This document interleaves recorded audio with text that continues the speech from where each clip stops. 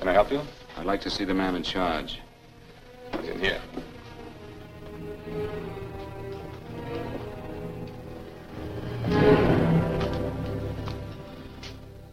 I want to report a murder. Sit down.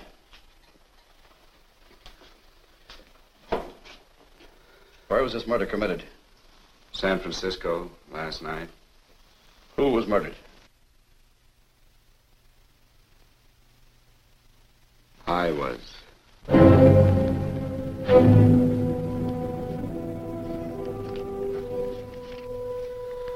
Well, do you want to hear me out or don't you, Captain? I don't have very much time. Your name Bigelow? Frank Bigelow? That's right. Answer the San Francisco APB. Send it direct to Inspector Bannon at Homicide. Tell him we found Frank Bigelow. Go ahead, Mr. Bigelow. Well, this involves some other people, Captain. A number of other people. You tell it any way you like. I live in a little town called Banning out on the desert. It's on the way to Palm Springs.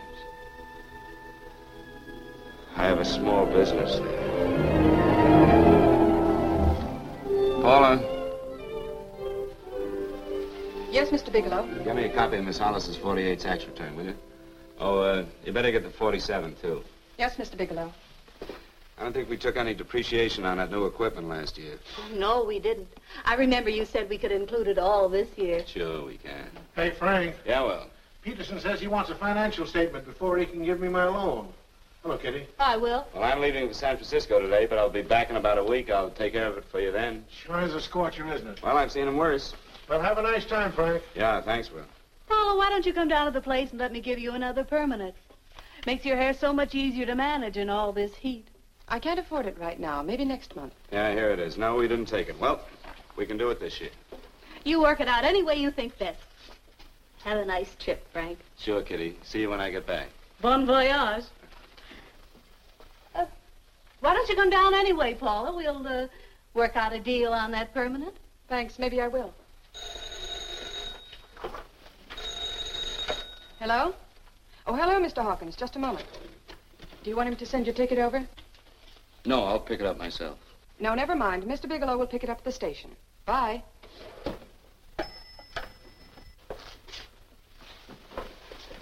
I want to go with you, Frank. Now, Paul, I'm just going on a little vacation. You know that? You want to go without me, don't you? Be gone just a week. And I suppose you've just made up your mind to take this little vacation at 9 o'clock this morning? No, Paul. I meant to tell you about it a few days ago. I guess I forgot. Oh, you forgot. Paula, don't be like that. Don't be like what? You just drop a little announcement that you're going away. Not tomorrow or next week or next month, but today. No explanations, nothing. And I'm supposed to swallow the excuse that you need a little vacation. I just want to get away from town for a few days, that's all. Get away from this town or get away from me. Oh, Paula, please try to understand. How can you ask me to understand anything like this? No, I'm sorry, but I don't understand. Go to San Francisco, but don't expect me to be waiting for you when you get back.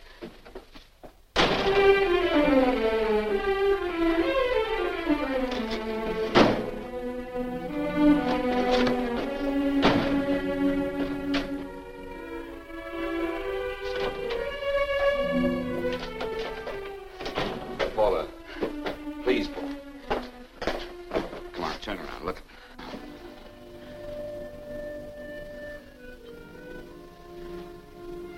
Come here. Why do you do this to me, Frank? Why can't you be honest with me? As honest as I am with you? Do you have to go? I have to go, Paula. I know what I'm doing. All right, go. Go anywhere you like. You can go to blazes for all I care. Paula. Paula. Yes, I know I'm being foolish. Come here.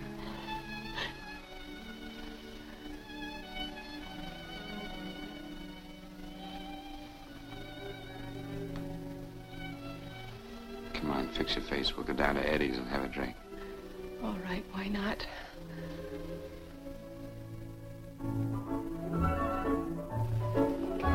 Hi, Paula. Hi, Eddie. Give us a couple of cold beers, will you? Coming up. Hi. Come on.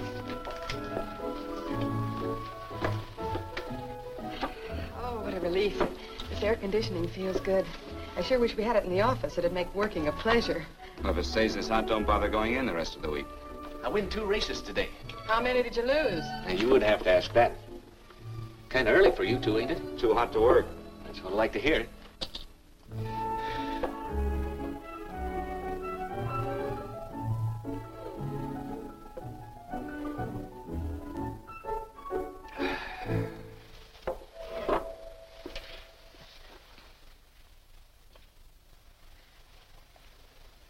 Frank, you'll take me with you, won't you? You will, won't you? Or am I crowding you? What do you mean, crowding me? Maybe you do need this week away alone. Maybe we both do. I know what's going on inside of you, Frank. You're just like any other man, only a little more so. You have a feeling of being trapped, hemmed in, and you don't know whether or not you like it. Look, Paula, I'm going to be honest with you. I care too much for you not to be honest with you. I'm as much concerned for your happiness as I am for my own. I know you've had one bad experience, Frank. I know all about it. But you don't know what it can do to two people, Paula. And the woman always gets hurt more than the man. I don't want you to get hurt, darling. More than anything in the world, I don't want you to get hurt.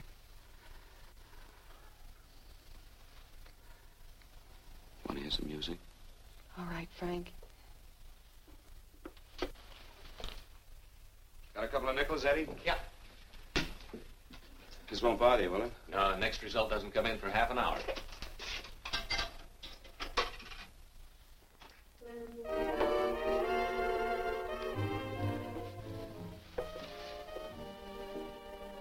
I thought that by now we'd be married. No, I'm not going to crowd you anymore, Frank. Go to San Francisco.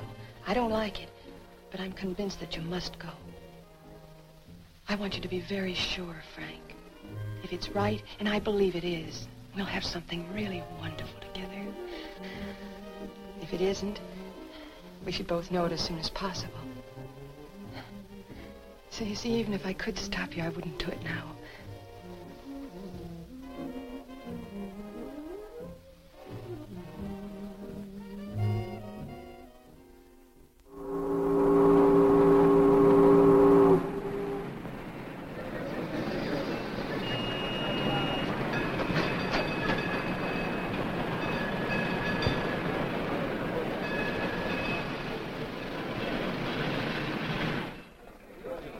Yes, sir. My name is Bigelow. I have a reservation. Yes, sir.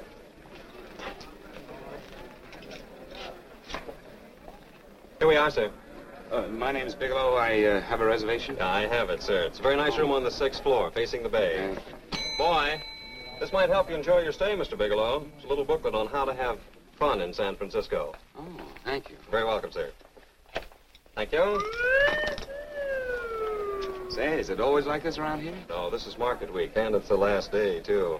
Boy, always around until you need them. Oh, 517? Thank you. Here's a message for you, Mr. Bigelow. Long-distance call came in about an hour ago from Banning, from a Paula Gibson. Oh, thank you. Very welcome. Show Mr. Bigelow to 618. Right this way, Bye.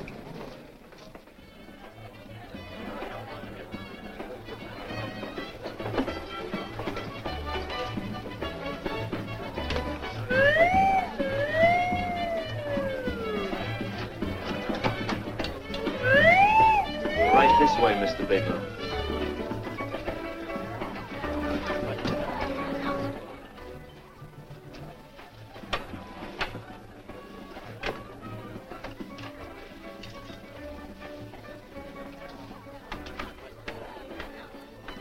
Is there anything else, Mr. Bigelow? Oh, yes. You can get me a dime and hat and a package of razor blades. Yes, sir. Thank you.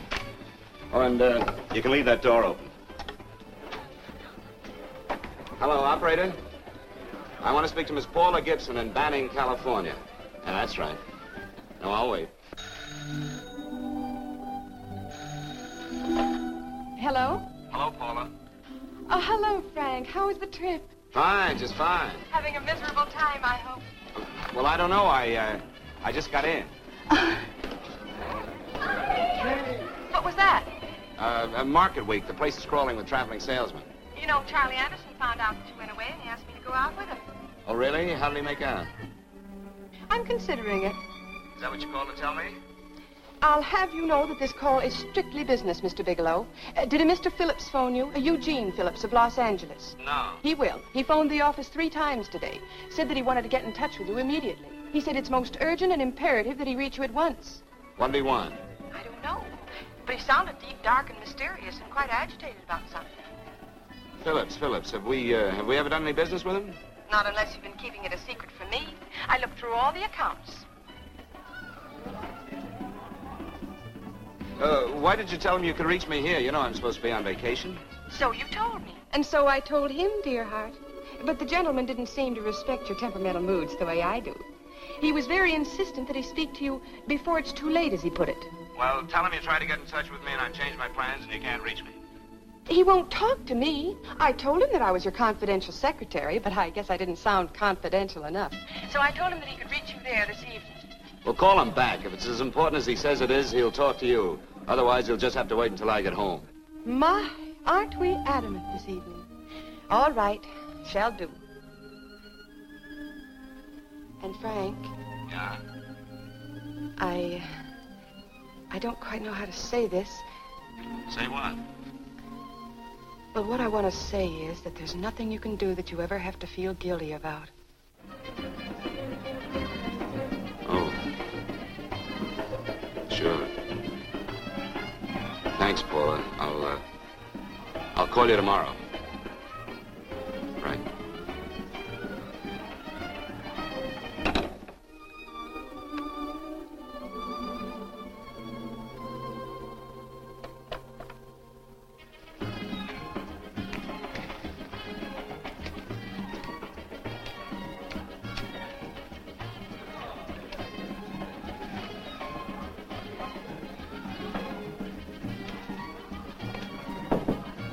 Oh, just put it there, please. You can keep the change. Thanks very much. Say, how long has this been going on? Well, it's been a madhouse all week, but they check out tomorrow. Oh? I thought you were with them. No, I'm just here on a vacation. Why does everybody come to San Francisco and tear loose? Excuse me. Say, I'm awfully sorry to bother you, but would you mind if I use your telephone? No, go right ahead. I'm just across the hall here. One of the boys is using my phone, and he's been on it for a half hour. I just want to call downstairs. Yeah, sure. Thank you. Room service, please. Hey, things really picked up the last few days, didn't they? You had much business? Well, I'm not here on business. Oh, hello, room service? It's Mr. Haskell in 617. Yes, that's right. Would you send up 3 more bottles of bourbon and 2 scotch? Yes. Oh, and some more ice, too. Yeah. All right, thank you. You here alone? Yes, I just got in town. Well, why don't you join us for a drink? Well, I don't want to barge in on your party. Oh, nonsense. It's not a party. Just a few of the boys entertaining some buyers. You know, the usual thing. A few drinks and some laughs. It's no party. Come on. Well, come on. Right. I know what it's like to be all alone in a strange city. I'm Sam Haskell. I'm Frank Bigelow. You think some of these guys never been away from home before? Yeah. Hey, quiet down a minute. Hey, will you quiet down a second? I want you to meet Frank Bigelow. Hello. This is Jane Carlisle. Hello. Bill Welch. How are you, Mr. Wells? Glad to know you, Bigelow. Jane's the prettiest buyer in San Francisco. Oh, hey, I resent that. You don't think I believe him, Elaine? Well, he spreads that from coast to coast. Oh, gee. But it's good for my morale anyway. I'm George Cantwell. Glad to know you, Mr. Bigelow. Bigelow, yes. Right on much business? He's not here on business. Oh? Well, Well, why don't you get the man a drink before he dies of thirst? how about a little bourbon? Well, that's fine. Bourbon it is. Of course, Mr. Wallace. Is that... Yes, Mr. Wallace. But, Mr. Wallace, I'll need at least a week in Cleveland to visit all my accounts. I can't figure on being in Philadelphia until the 17th. Eddie, will you get off the phone? I want you to meet Frank Bigelow. How are you, guys? That's his boss. He's been trying for an hour to get his expense account boosted. Yeah, the way this guy holds on to $1, you'd think they weren't printing them anymore. Yes, Mr. Wallace. I'm leaving here the first thing in the morning. Yes, sir. Oh, keep your hips loose, Harry, like this. Oh, yeah. How's he doing? Oh, there's nothing wrong with Harry's rumba. The 2 years ago at the Murray's wouldn't cure. Hey, now, wait a minute. I was doing all right there. This is Sue and Harry Brandis. Hello, good to sir. meet Glad you. How are you? Where'd you find her, Sam? On a dance marathon? Oh, perfect. Oh, Really? Say, I'll bet you could do the rumba. Well, a little, but I'm kind of rusty. Anything would be an improvement after Harry. Oh, how do you like that? Well, here goes. Hey, you're good. Oh, my wife, she's a good dancer, isn't she, Bigelow? Oh, yeah. Hey, fellas, I thought you were going to show us a good time tonight. Is this doing the town? That's right. We practically bankrupt our stores to buy everything you've got. Then you keep us in this hotel room. I agree. This is my last night to howl before I go back to being a dutiful housewife. Well, it looks like we're stuck, boys. This is where we blow all our commissions in one night. Who cares? Who cares? And you're coming with us, Bigelow. Oh, no, thanks. You run along. I've got to get unpacked and have dinner. Oh, no, you're not going to get away from me. Now that I found a man who can dance, I'm going to hang on to it.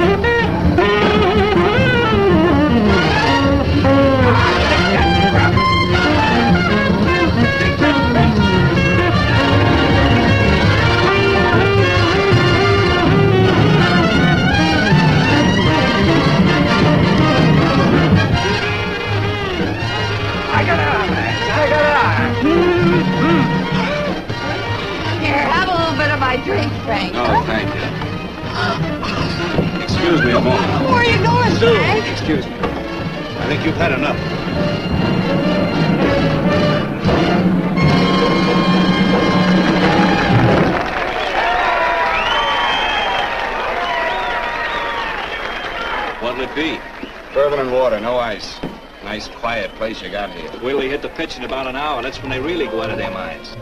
Who's the blonde? Oh, she's one of the chicks that hangs around here. She's jive crazy. Come again? Oh, you ain't hip, pal. Jive crazy means that she goes for this stuff. Just between you and me, I don't get it either, but I gotta listen to it. They're all connoisseurs, music lovers. Me, I like Guy Lombardo. What's the matter with him? Oh, he's flipped. The music's driving him crazy. Come down, Jack. Oh, don't buy me, man. I'm being light. Is the blonde alone? Oh, sure, society. She always comes in alone. Drives a big convertible, wears a mink coat, but knows everybody. But she always comes in alone. Thank you. I wanted to kiss you. I tried to... Give me another blast, Leo. What's your story, Jeannie? Easy.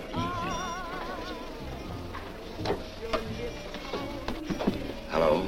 Easy. Dig the fisherman. Oh, that's really silk, isn't it? Can I buy you a drink? Sure, thanks. Give me a blast, Leo. Leo, I left my blast at the other end of the bar.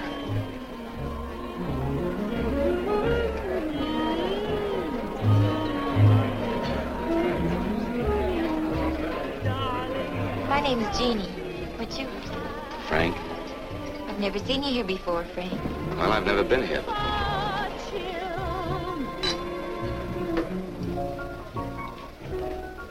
This isn't mine. Mine was bourbon. Well, sure it is. You saw me pour it.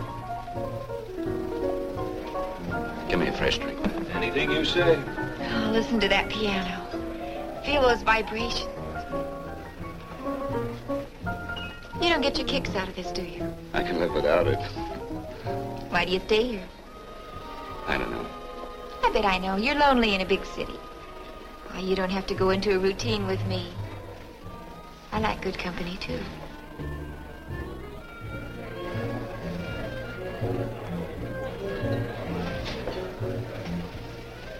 Say, there are some people there I want to avoid. Couldn't we get out of here? Let me think about it. Oh, come on. How about going somewhere else? Huh? Why don't you meet me later? Okay. Where? I tried to forget you, but you whispered, darling, I love. Call me at that number later. It's my next stop. They've got a band there that'll really send you. See you, Jeannie. Easy.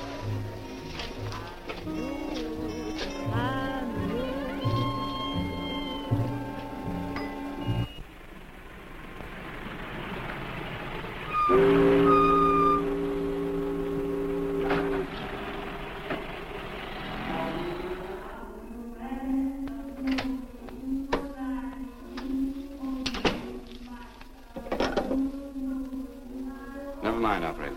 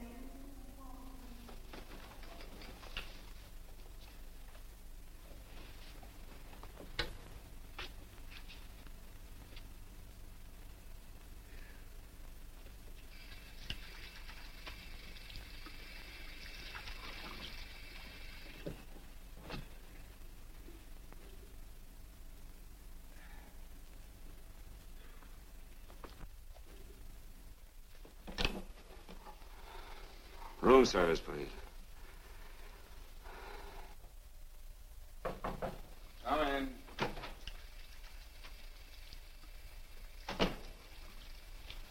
Be right with you, waiter. Yes, sir. Rest well, sir? Yeah, sure. May I? Go ahead. It's on there for you. Thank you, sir. Would you like anything else? Oh, thank you, that's all. Waiter, Yes, sir. take this away. Is there anything wrong, sir? No, just take it away.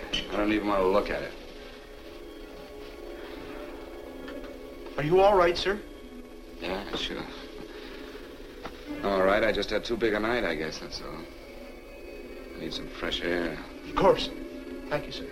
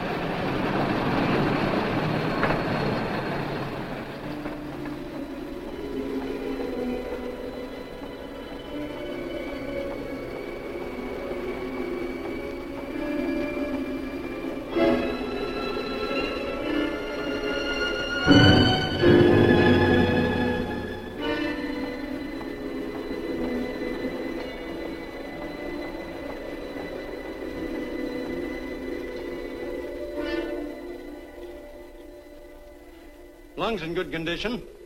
Blood pressure normal. Heart fine. Well, it's a good thing everybody isn't like you, Mr. Bigelow. Put us doctors out of business. I'm glad to hear it, Doctor. I was a little worried. Don't let a little bellyache worry you. Could be just a change of climate. Well, it isn't exactly an ache, Doctor. It's kind of hard to describe the feeling. Maybe it was the drinks I had last night. I might have mixed them too much, huh? Let's have another look at that throat. You may finish dressing now, Mr. Bigelow. I want to get the results of those tests we took. Thank you, Doctor.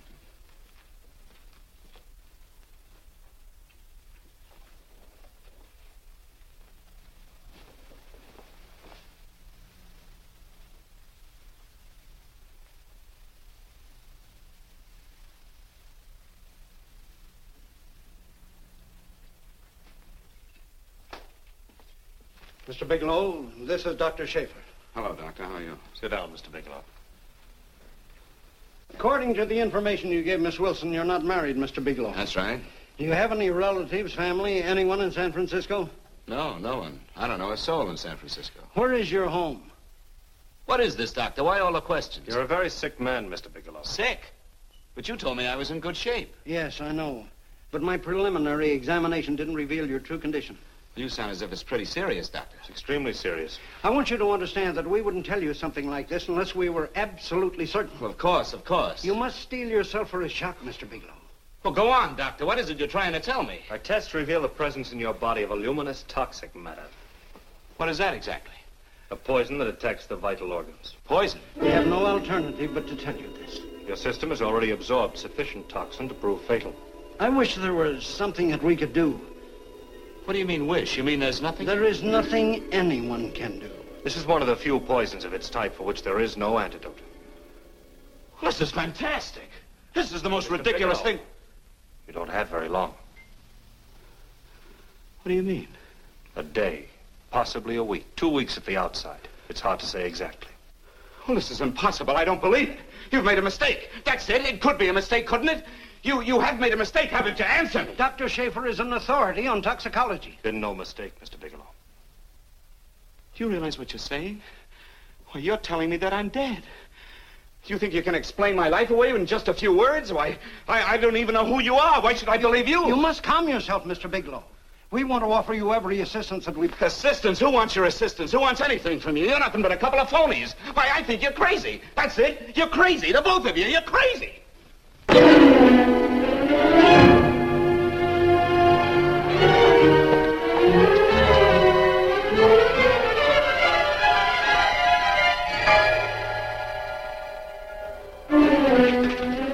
Where's the doctor? You just come in. Come on, tell me what... You have to go to the meeting before you come Get out here. of Doctor, What's the trouble here? What's the matter with you? Doctor, I want you to examine me for luminous poison. Come right in here.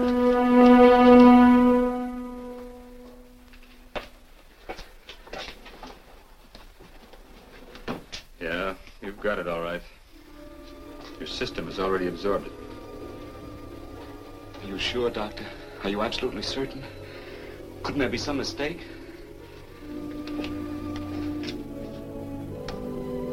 There it is. The toxin is actually luminous in the dark. Now there's no doubt about it, Bigelow. I don't feel sick. My stomach is just a little bit upset. Maybe it's not as bad as you think, Doctor. That's characteristic. With a heavy jolt, you go suddenly in a matter of hours. But if the stuff is taken in a lesser degree, you last a while, and then...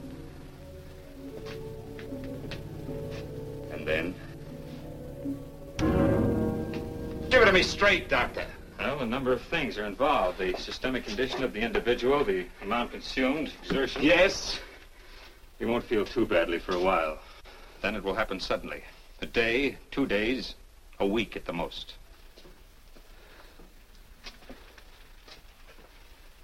A day? 2 days? There's nothing that can be done now. If it had been caught in time, your stomach could have been washed out. But you've had it in you for some time now. For at least 12 hours, haven't you, Bigelow? I don't know. You don't know? No. Don't you know how you got it? No. This is no accident. Somebody knew how to handle that stuff. That wax is tasteless and odorless. And the amount of alcohol in your body, you must have got it in liquor. I was drinking last night. I'll arrange for your admission to the hospital immediately. Of course, I'll have to notify the police. This is a case for homicide. Homicide? I don't think you fully understand, Bigelow. You've been murdered.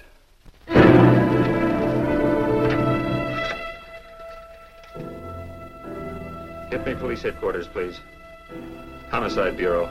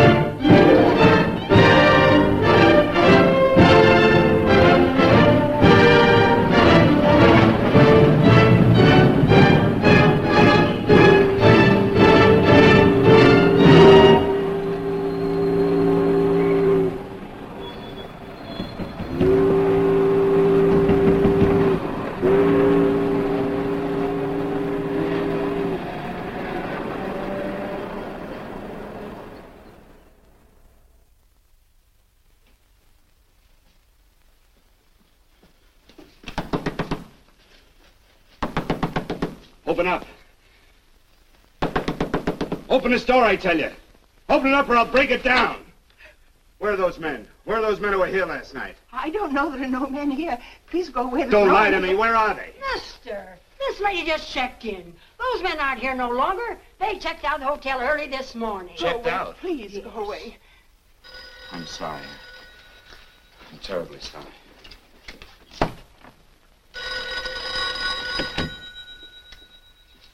Hello? Please, Mr. Bigelow, my eardrums. Oh, hello, Paula. Your enthusiasm overwhelms me. Why haven't you phoned me? Or is there a quota on telephone calls up there?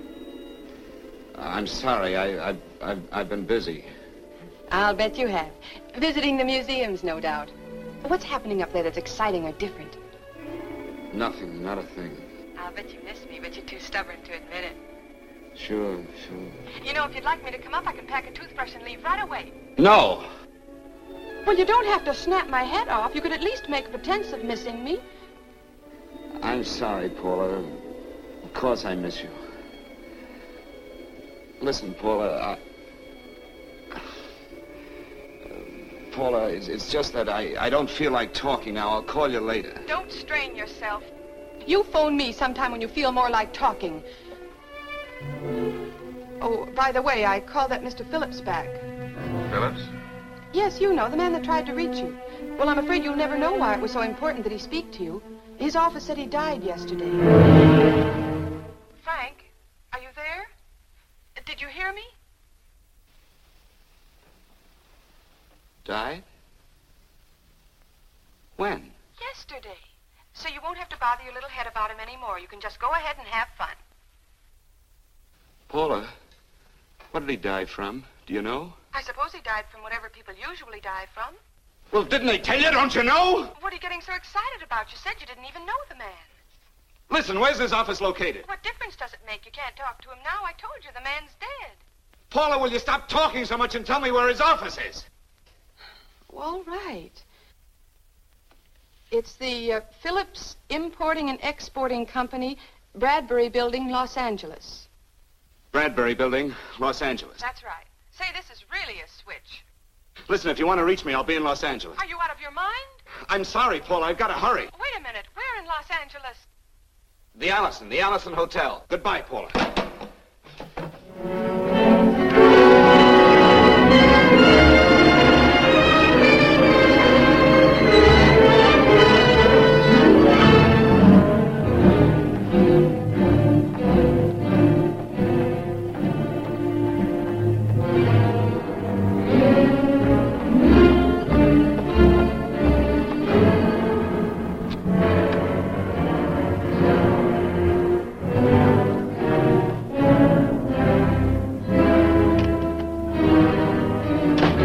I'd like to see someone in charge here. What is it in regard Well, to? it's a personal matter. It's quite urgent. Perhaps Mr. Halliday can help you. Who's he? He's our controller. Your name, please? Bigelow. Mr. Bigelow to see you. Send him in. Go right in, please. That door.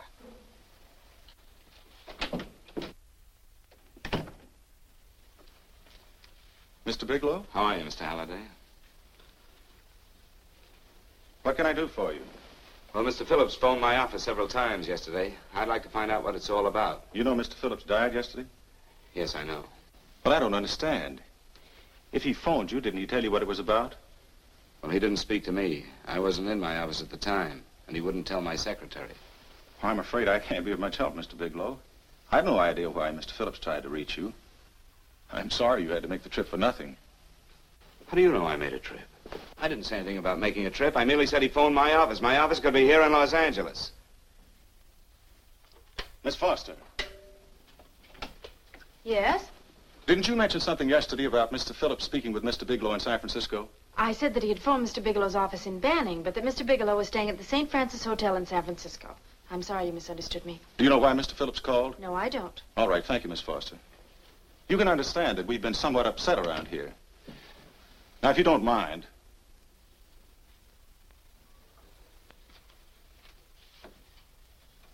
Did Mr. Phillips have a wife, family, anyone that could help me? you can't intrude on people at a time like this just to satisfy some curiosity. It isn't just curiosity. Then I suggest you wait a week or so. I can't wait. Well, I'm sorry you'll have to. Well, there's always a phone book. You're a pretty aggressive fellow, Bigelow. Are you quite sure that this is as important as you make it appear to be? It's important. Mrs. Phillips lives at the Sunset Arms Apartments. Thank you. I needn't tell you she's under a strain. I suppose you're capable of using a little more tact with her than you demonstrated with me. I think I can handle it. By the way, what was the cause of Mr. Phillips' death? Suicide. He leaped from the balcony of his apartment. Thank you.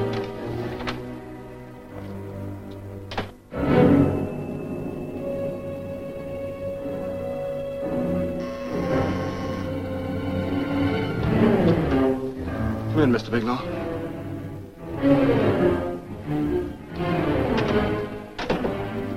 I'm Stanley Phillips, Eugene's brother. Halliday phoned that you were coming.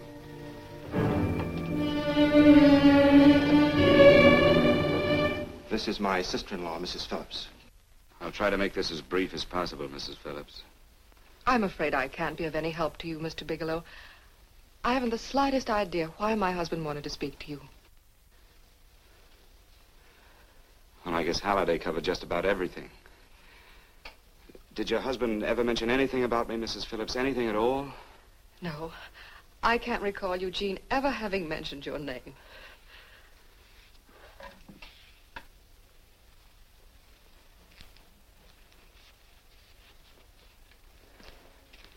I hate to ask you this, Mrs. Phillips, but it's of vital importance to me. Do you know why your husband committed suicide? Oh. You're certainly not the most diplomatic person in the world, are you, Bigelow? Were you a friend of my brother's? I never met him.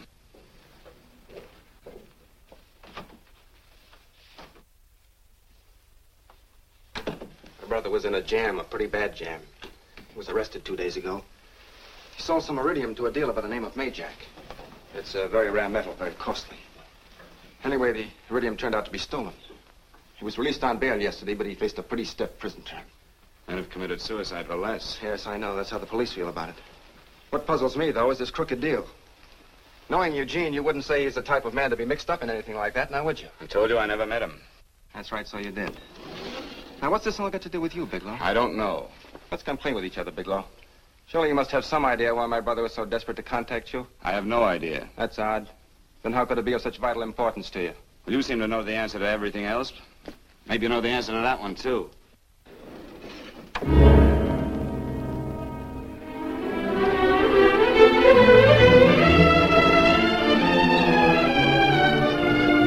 There's a message here for you to call operator 82 at Banning. Oh, thank you. Show Mr. Bigelow to room 821. Say, would you have the operator put this call through to my room right away? I'll take it up there. Thank you. Hello, operator. Here, I'll call you if I need anything. Thank you, sir. Hello, Paula? Well, Sinbad, I'd just about given you up for lost. Now, do you mind telling me just why you rushed down to Los Angeles? I can't explain it to you just now, Paula. I just can't explain it. What's going on, Frank? You don't even sound like yourself. Well, I'm just a little tired, Paula, that's all. But I miss you. Oh, Frank. I can't tell you how good it is to hear you say that. And here I was worrying that I'd lost my charm. When are you coming home, Frank? Soon, Paula. I'll be home soon.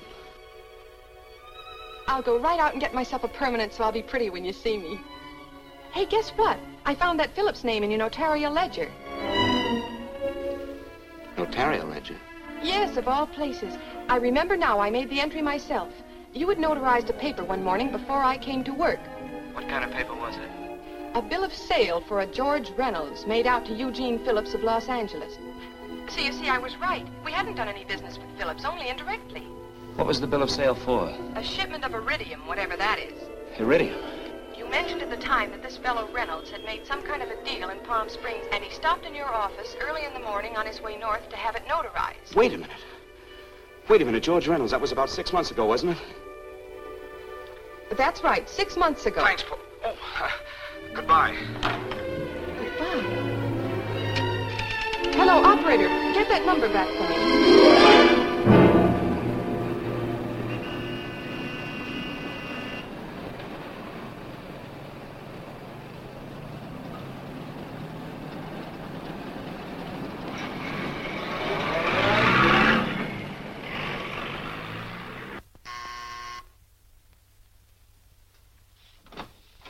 I've got to talk to you, Mrs. Phillips. Please, go away.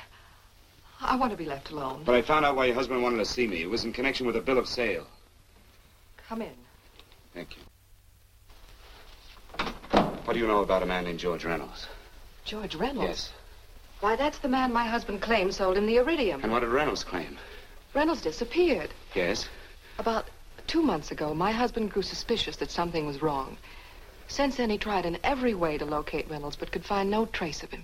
But I don't get it. Your husband could have proved he made a legitimate deal by showing the bill of sale he got from Reynolds. Then there was a bill of sale? Yes, of course there was. My husband swore there was, but at the time of his arrest, he couldn't find it. It was mysteriously missing. Well, then, if your husband could have shown proof, it would have been George Reynolds who would have faced the prison term. Eugene was convinced that Reynolds had stolen the bill of sale. He was the only one who had reason to eliminate evidence of the transaction. Thank you, Mrs. Phillips. Thank you very much. You've been very helpful. Oh, if you'd only come sooner, Mr. Bigelow. My husband might be alive today. I know.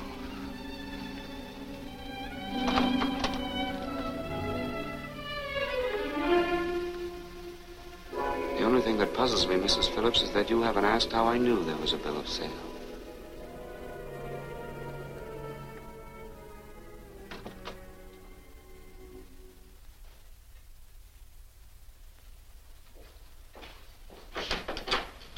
Mr. Holliday isn't in. He should be back shortly. I think you're the one who can help me, Miss Foster. Mr. Phillips tried to reach someone else before he called me yesterday, didn't he? Why don't you ask Mr. Holliday? Obviously, Mr. Holliday wasn't here yesterday, or he wouldn't have had to learn from you that Phillips called me. And you're the logical person to know who else Phillips called. I don't believe that's any of your business, Mr. Bigelow. Don't think you're revealing anything confidential, Miss Foster. I know that he tried to reach somebody else. Mrs. Phillips told me. You're bluffing, Mr. Bigelow. I don't know what you're after, but you're trying to trick me. Mrs. Phillips didn't tell you a thing. How do you know that? Mrs. Phillips knows nothing about it. She doesn't. Well, why wouldn't she? Wait a minute. I was talking about George Reynolds. Who did you think I meant? Just who is it that Mrs. Phillips doesn't know I about? told you before, that's none of your business. All right, young lady, I'm going to give it to you straight. Phillips was murdered. Murdered? I don't believe you. He told me because he needed me to clear him. Phillips is innocent. Innocent men don't have to jump out of windows. Murdered? Just who are you trying to protect, Miss Foster? Why are you so afraid to tell the truth? I'm not protecting anybody. I haven't any more to say. All right, young, listen to me. This thing is going to explode wide open. If you've got nothing to hide, you better start talking. Or maybe you are mixed up. No! Well, then come on. Mr. Phillips called Marla Rakubian. He went to see her yesterday morning. Who's Marla Rakubian? She's a model. She and Mr. Phillips used to be quite friendly, but he hadn't been seeing her for quite some time. Come on. The last couple of months he'd been trying to locate her and finally learned where she lived yesterday morning. When he returned from seeing her, he was terribly upset and excited. That's when he had me put in the calls for you. When he couldn't reach you, he went home.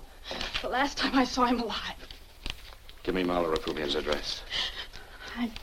I don't think Mr. Phillips realized I was aware of his friendship with Marla Rakubian, and out of respect for him, I never intended to tell anybody.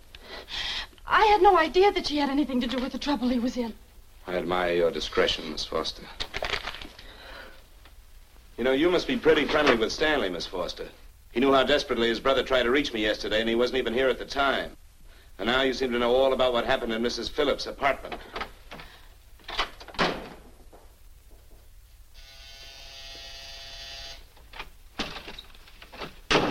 Miss Rakubian? Yes? What do you want? Get out of here or I'll call the Go police. ahead, call him. Well, go ahead, call him. Going on a trip, huh? Yes, going away for the weekend. Sailing for Buenos Aires tomorrow, some weekend. I'll send you a postcard. Now get out of here. Who are you going with, George Reynolds? Never heard of him. I suppose you've never heard of Eugene Phillips either. Just who are you? What do you want? Never mind who I am. Where's Reynolds? I told you I don't know him. Now will you get out of here and leave me alone?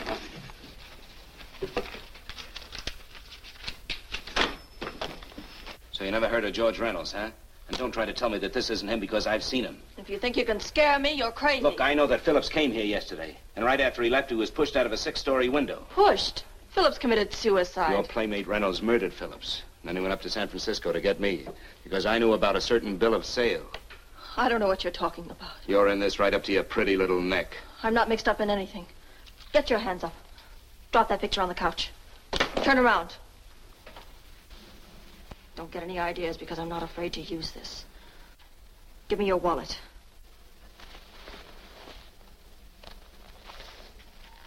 Frank Bigelow, Hotel Alex. All right, now where's Reynolds? I don't know. I don't know where he is. Is that what you told Phillips yesterday? I told him exactly what I'm telling you. I haven't heard from him in months. Yeah? You're mighty careful of the picture of a man you haven't heard from in months. What does the Ray stand for? It was a pet name. Do you mind? Oh, it sounds very cozy, Miss Rakubian. You and Reynolds call each other pet names while you make a sucker out of Phillips. Phillips made the deal because he wanted it. Yeah? I'll bet you weren't above using what it takes to help make him want it. Who's paying for this trip? I am. Really? A first-class trip to Buenos Aires on a model salary. Don't make me laugh. Since you and Reynolds aren't seeing each other anymore, you don't mind if I keep this to you. If I were a man, I'd punch your dirty face in. You know, I really believe you would. Oh, I almost forgot. Your tickets.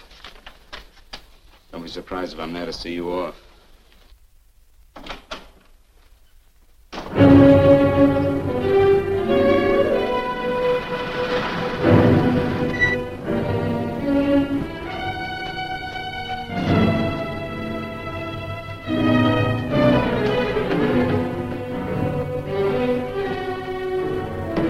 Angelo.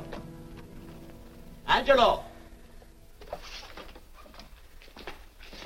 Angelo, do you remember taking this picture of George Reynolds? I take so many pictures, I can't remember them all. This gentleman is a friend of his and would like his address. We have no card on him. I don't think we ought to do that. He's willing to pay $20 for it. That's the paper we used last year. Of course, you understand, we usually don't give out the information about our clients. I know, you're a couple of high-class fellas. Thank you. Revealing anything confidential is against the ethics of our establishment. That's right. Honesty is the best policy. Of course. But in your case, inasmuch as you're a personal friend of Mr. Reynolds... Thanks. I knew you'd come through. Got it.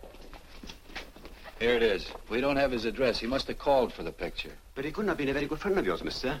Because his name is not George Reynolds. It isn't? Well, what is it? It's... Huh? Oh. Yeah. It's Raymond Rakubian. Rakubian? What's so unusual about that? The picture's signed Ray, isn't it? Yeah. Yeah.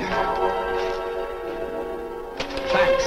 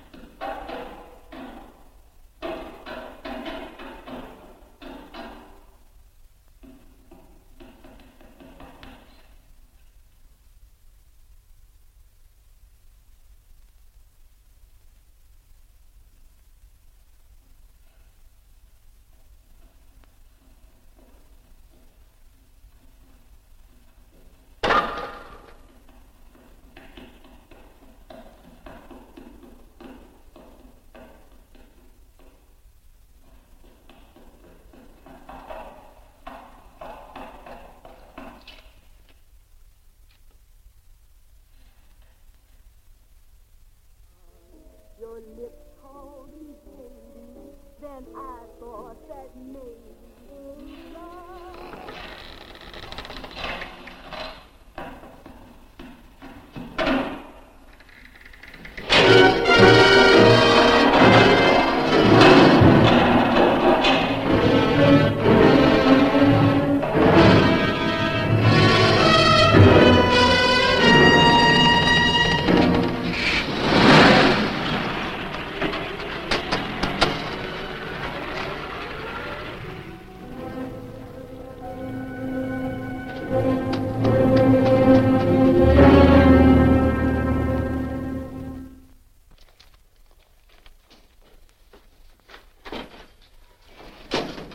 Bigelow, are you all right?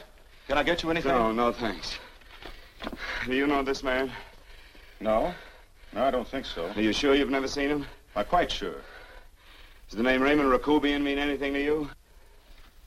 No, I never heard of him. Why? He also uses the name George Reynolds. This is Reynolds? That's right. Well, where can we find him? That's what I want to know. Tell me something, Halliday. You're the controller here. How come you didn't know about that bill of sale? Phillips made that deal before I came to work here. Yeah, but you still keep records, don't you? For some reason, which is none of my business, Phillips preferred to keep that among his personal papers.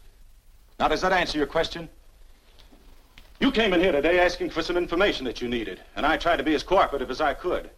But now you're beginning to annoy me. So get out before I throw you out.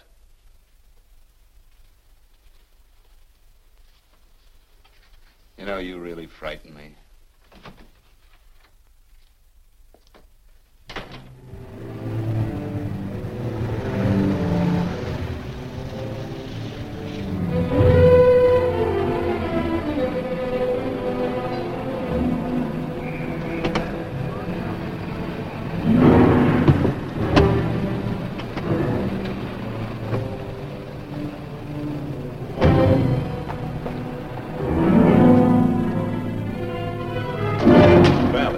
time you showed up, Bigelow. Go ahead, Dave.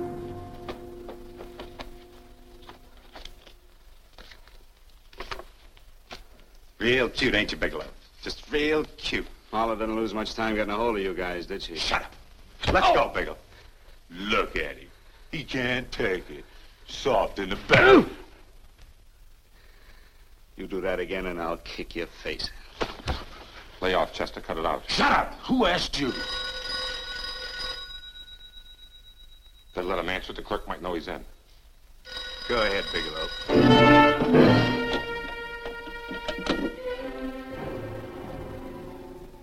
Hello? Frank. Frank, why did you hang up on me? I've been trying to get you for hours. I'm sorry, Paula. I was in a hurry. Well, don't be in such a hurry this time. You didn't give me a chance to finish what I had to say. I wanted to tell you that McGowan was in hollering his head off because you didn't go over the books. Tell McGowan to get another auditor. Sure. Sure, I'll just do that little thing and lose the best paying account we've got. Do as I tell you, Paula. Frank, are you drunk? Paula, how much we got in the bank? About $2,200. Draw it out tomorrow. Sure. Then what do? Skip town without paying our bills? Forget the bills. You know that coat you always wanted? Buy it. You are drunk. You know, if I didn't have such a good character, I'd be tempted to take advantage of your intoxicated state, Mr. Bigelow. I'm not drunk, Paula. Well, then don't tell me that one day away from me can affect you this way. Cut it short. Paula, Yes? I'm sorry I left you. I never realized how much I love you. But I know it now. Oh, Frank, darling, I love you too so very much. Please come home. I miss you terribly. I said cut it short. I'd just love to let you have it, Bigelow. Let's go, Chester. This guy's kept us waiting long enough now. Walk in front of me, Bigelow. And keep your mouth shut. If you so much as look cross-eyed at anybody, I'll blow the back of your skull out.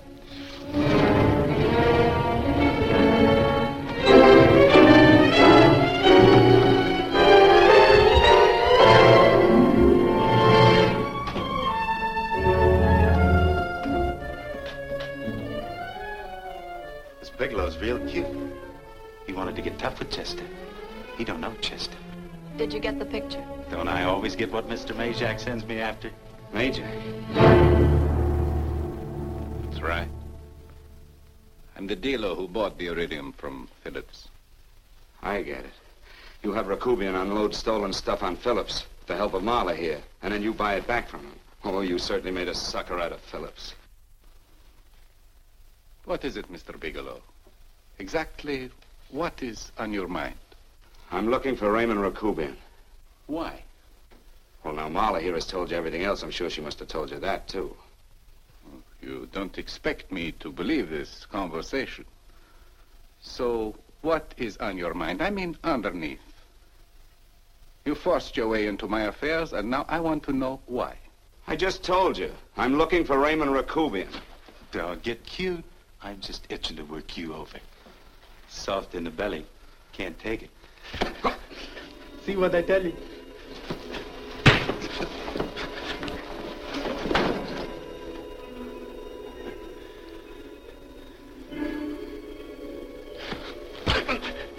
Can't do that to Chester. I'm gonna blow your guts out. Easy. Lay off, Chester, not now. Look at him. He's so scared of Chester, he talk now. He's not afraid, Chester. You can tell from a man's eyes when he is afraid. Look at his eyes.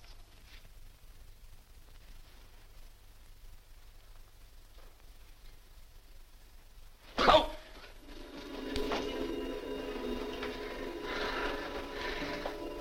I'm telling you, Majak, you better keep him away from me or he's really going to have to use that gun.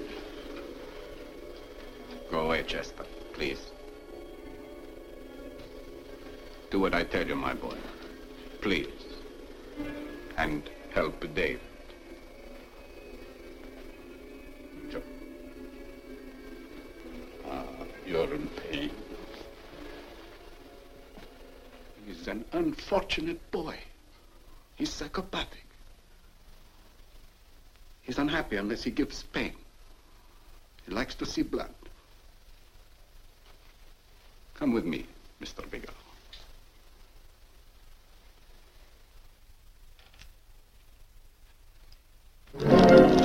Raymond Rakubian was my nephew. He could not possibly have tried to kill you. He's been dead 5 months.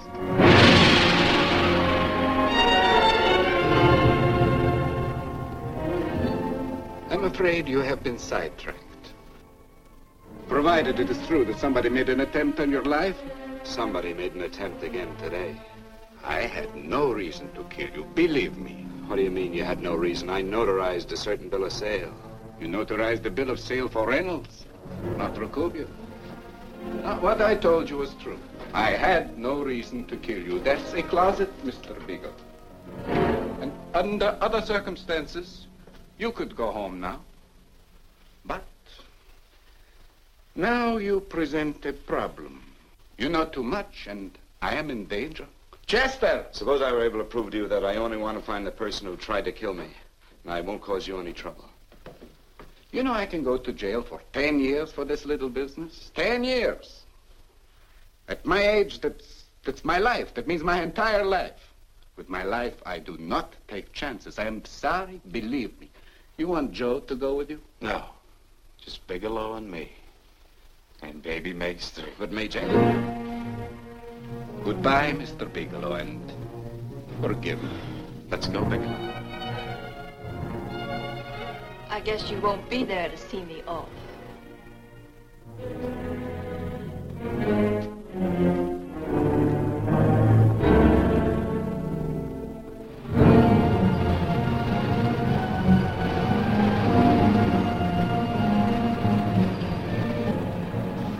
Tried to make a boob out of me in front of Mayjack. You shouldn't have done that, Bigelow. I don't like that. I'm going to enjoy this, Bigelow. I've done jobs like this before. I knocked off guys I could like. But I don't like you, Bigelow. I never liked that puss of yours from the minute I seen it. Yeah. I'm going to enjoy this.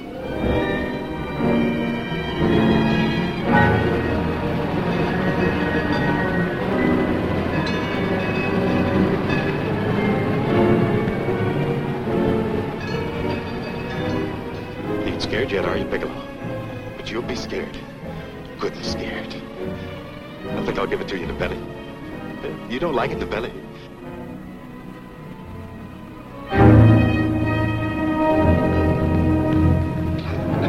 Good. Try it. I'd just love you to try it, Bigelow. Why don't you try it? Go ahead.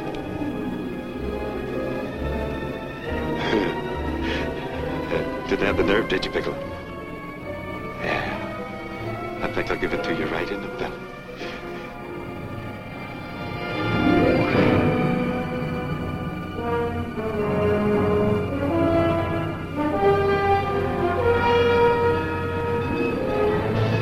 Longer when you get it in the belly. It's nice and slow. That's the way I want to see you go, Bigelow. Nice and slow.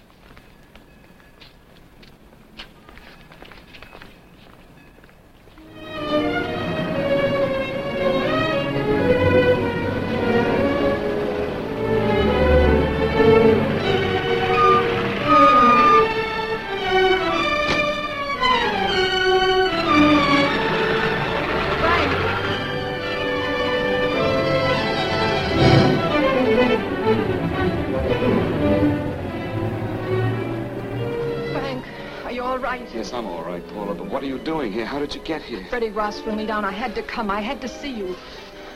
You shouldn't have come, Paula. You shouldn't have. What is it, Frank? You're in some kind of trouble. I know it. Look at you. You're a sight. Your clothes look as if you've slept in them. Are you ill? You are. You're feverish. I'm all right, Paula, and I'm not in any trouble, believe me. You're lying, Frank. Right after I spoke to you, I got a phone call from the San Francisco police. They asked if I knew where you were. You didn't tell them anything, did you? Of course not. It was the homicide detective that called. What is it, Frank? If you're in any kind of trouble, you certainly can trust me. Look, I'm not in any trouble with the police, Paula, believe me. But you can't stay here. You've got to go back to Banning right away. No, I won't go, Frank. I won't. I'm staying here with you. Paula, it's better that you go back, believe me. Why? What's this all about? What have you got to do with this Phillips and Reynolds? Phillips was murdered. What could that possibly have to do with you? All you did was notarize a paper. You've notarized hundreds of papers. I know. All I did was notarize one little paper out of hundreds. Frank, you frighten me. You don't even act like yourself. I know that you're in trouble, that something is wrong, that you're in serious trouble. You frighten me, Frank. Oh, don't be frightened, Paula. Don't ever be frightened of anything again. Will you promise me that? I love you so much, darling, more than you seem able to understand. Oh. I never really knew happiness until I loved you. Sometimes when I used to be afraid that you weren't sure how you felt, I tried to hold back, but I couldn't. Losing you would have been losing everything. There would have been nothing left. Don't, Paula, don't. Now I'm afraid again. Somehow I feel that I'm going to lose you, but there's nothing I can do about it. I feel so helpless. You're leaving me out of something. Tell me, Frank, what is it? Give me a chance to fight back. Just give me a chance, please. You do love me, don't you? Oh, yes, Paula, I love you. I never was more certain of anything in my life. I wasn't sure before. I was a little blind, I guess, but believe me, I'm sure now. Can you understand that, Paula? I understand. A man can be like that, Paula. Something has to happen. It can be a big thing or a little thing, but it can make him realize how much someone means to him, how much he really loves her. Oh, and I love you, Paula.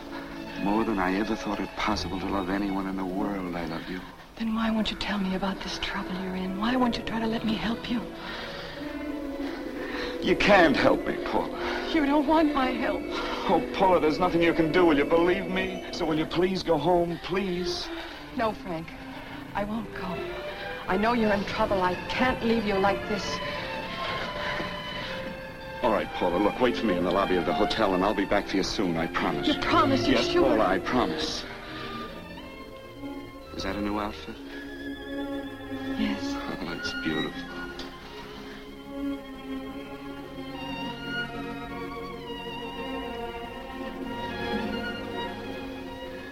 You'll come back to me, won't you, Frank?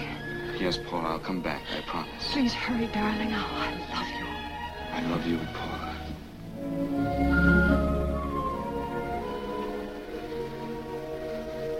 Goodbye, Paula.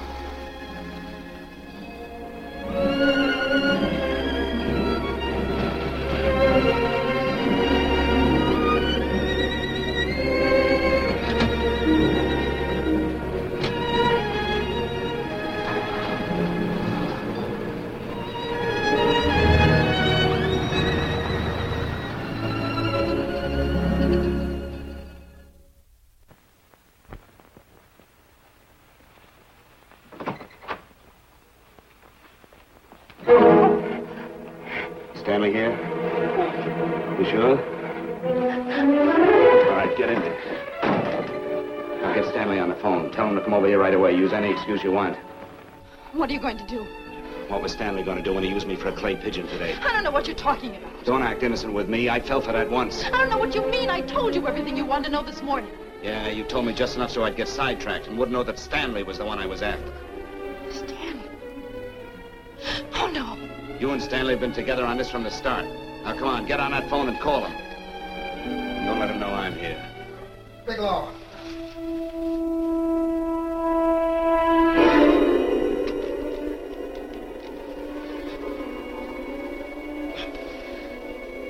You've been sidetracked, all right.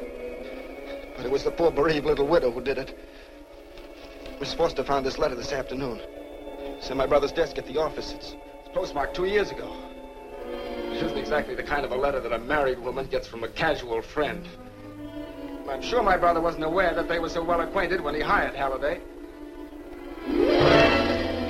So felt right since dinner. Where did he have dinner? At Mrs. Phillips' apartment. Halliday was there, too, and Stanley confronted them with that letter. Did you have anything to drink? Yes, why? How long ago? Half an hour ago, just before I came here. Miss Foster, get on the phone, call the emergency hospital. Have them get an ambulance over here right away. What?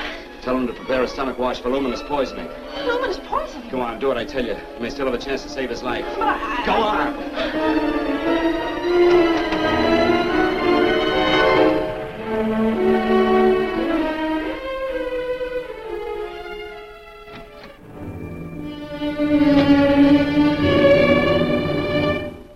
I found George Reynolds, Mrs. Phillips. He's been dead for 5 months. Then he didn't steal the bill of sale. No, he didn't. But you could have stolen it. How dare you? You knew who I was when I came here today. But you were surprised to see me alive, weren't you? But I'm not alive, Mrs. Phillips. Sure, I can stand here and talk to you. I can breathe and I can move. But I'm not alive. Because I did take that poison. And nothing can save me. What are you going to do? If I kill you now, I have nothing to lose. No, you've got to listen to me. You've got to give me a chance. But I didn't have a chance. It was Halliday. Believe me, it was Halliday. He made me steal the bill of sale. He planned everything. What about this letter? Your husband knew about you and Halliday. He found it only yesterday. He accused Halliday. They fought, and Halliday pushed him over this balcony. And why me? Why did he want to kill me? Because you could have proved there was a bill of sale, that my husband had no reason to commit suicide. Halliday was desperate. After he killed my husband, he found out about the phone calls to you. He thought you spoke to him, that you knew enough to involve him.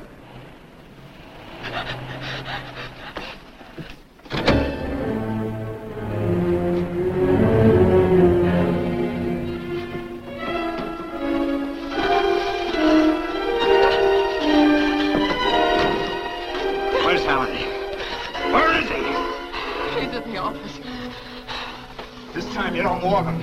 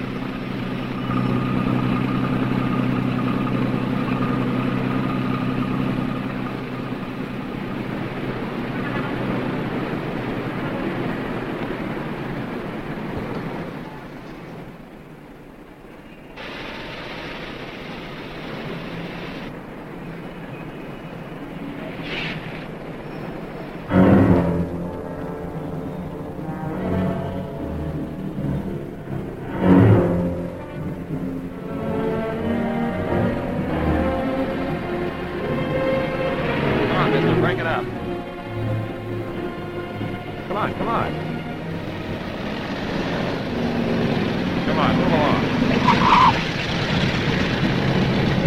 Come on, let's break it up. Move along now. Let's get going. Come on.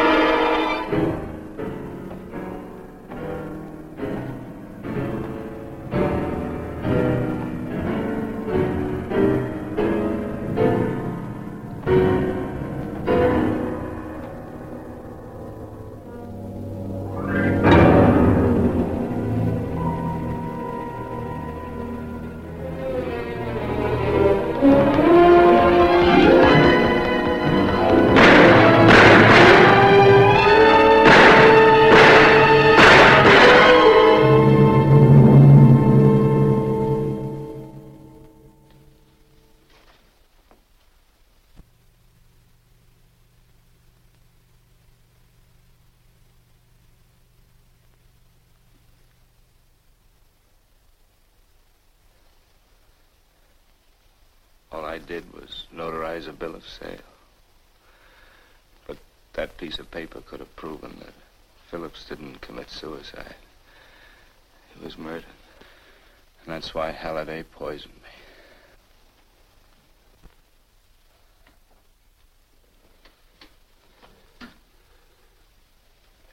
Would you?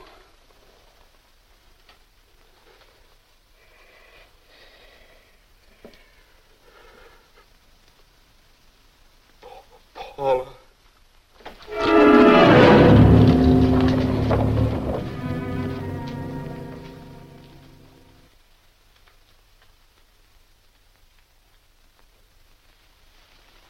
Call the morgue.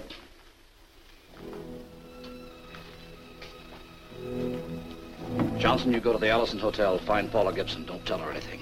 I'll break it to her.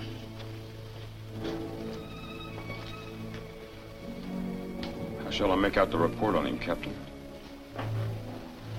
Better make it dead on arrival.